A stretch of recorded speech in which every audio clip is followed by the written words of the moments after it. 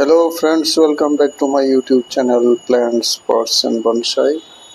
আমি প্রণব। আজ একটি ওয়াটার জেসমিন কামিনীর মামে বনসাইয়ের উপর কাজ করছি। এটিকে 3 মাস আগে আমি এই ছোট প্লাস্টিকের পটের মধ্যে প্রতিস্থাপন করেছিলাম। একটি বড় পলিথিনের গ্রো ব্যাগ থেকে বের করে এটিকে কেটে ছেটে এই ছোট্ট প্লাস্টিক পটটিতে বসিয়ে রেখেছিলাম একটি ছোট মানে বনসাই তৈরি করার জন্য। তো আজ থেকে 3 মাস আগে তো দেখুন এটিতে অনেক ডালপালা বেরিয়েছে, ফলিয়েজ এসেছে। তো আজ এটিকে আমি প্রুনিং এবং ট্রিমিং করে একটু রিফাইন করে নেব। তো 3 মাস আগে আমি এটিকে কিভাবে এই পাত্রটিতে রিপোর্টিং করেছিলাম এবং বড় গাছটিকে কেটে ছেটে আমি কিভাবে একটি মামে বনসাই শুরু করেছিলাম, ইচ্ছা করলে আপনারা আমার একটি শর্ট ভিডিও রয়েছে আমার চ্যানেলে, how to make a mame bonsai. তো ইচ্ছা করলে আপনারা দেখে নিতে পারেন শর্ট ভিডিওটি, আমি যখন প্রথম ধাপে কাজ করেছিলাম। তো এখন দ্বিতীয় ধাপের উপর কাজ করছি। এতে অনেকগুলি সরু সরু ডালপালা এবং পত্রপল্লব বেরিয়ে গেছে। তো আজ এটিকে খুব হালকা সূক্ষ্ম প্রুনিং করব এবং ট্রিমিং করে এটিকে একটু রিফাইন করে নেব।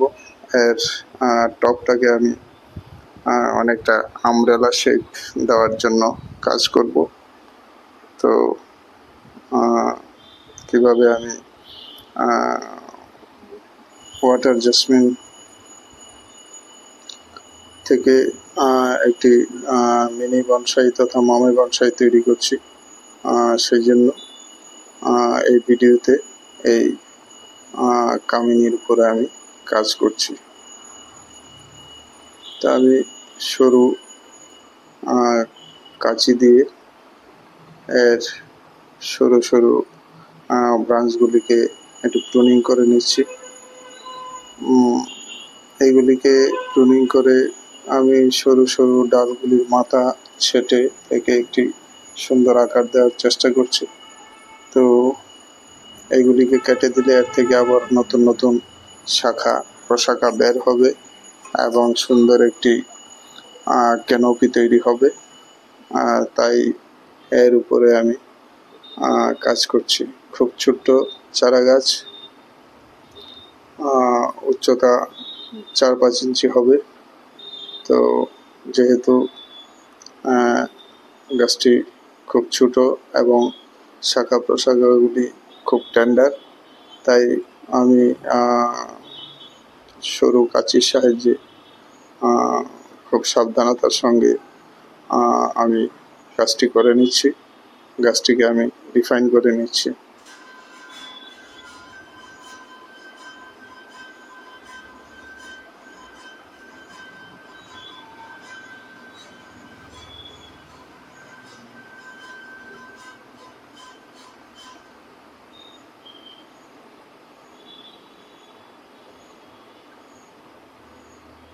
এই গাছগুলি খুব ছোট ছোট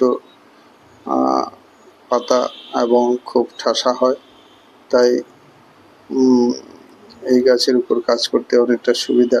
একে নির্দিষ্ট আকার দিতে প্রচুর ডালপালা বেরোয় এবং খুব বেশি যত্নের প্রয়োজন হয় না। মোটামুটিভাবে একটু দেখভাল করলে এই গাছ বাড়তে থাকে।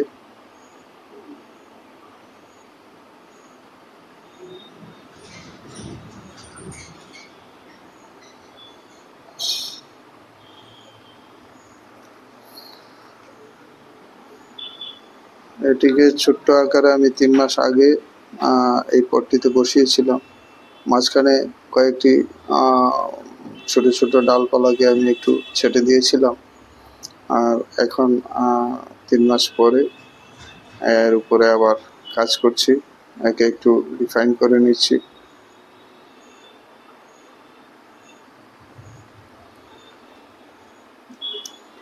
ছোট গাছ এবং এর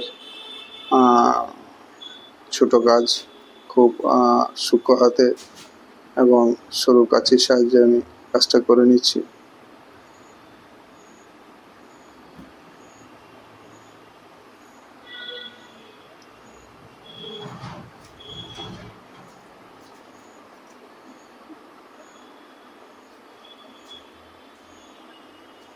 তো এই গাছগুলি আমাদের এখানে সহজলভ্য এবং খুব সহজেই কাটিং থেকে চারা গাছ গ্রো করা যায়। এই বর্ষাতে একটি ডাল কেটে কোনো একটা পাত্রের মধ্যে মাটিতে পুঁতে রাখলেই বেঁচে যাবে এবং সহজে একটি চারা গাছ তৈরি হয়ে যাবে। তো এটি আমাদের দেশীয় গাছ এবং যত্রতত্র এই গাছকে পাওয়া যায়, কালেকশন করতে কোনো অসুবিধা নেই। তো এইভাবে আমি এটিকে একটি মামাই বনসাই রূপ দিতে কাজ করছি। তো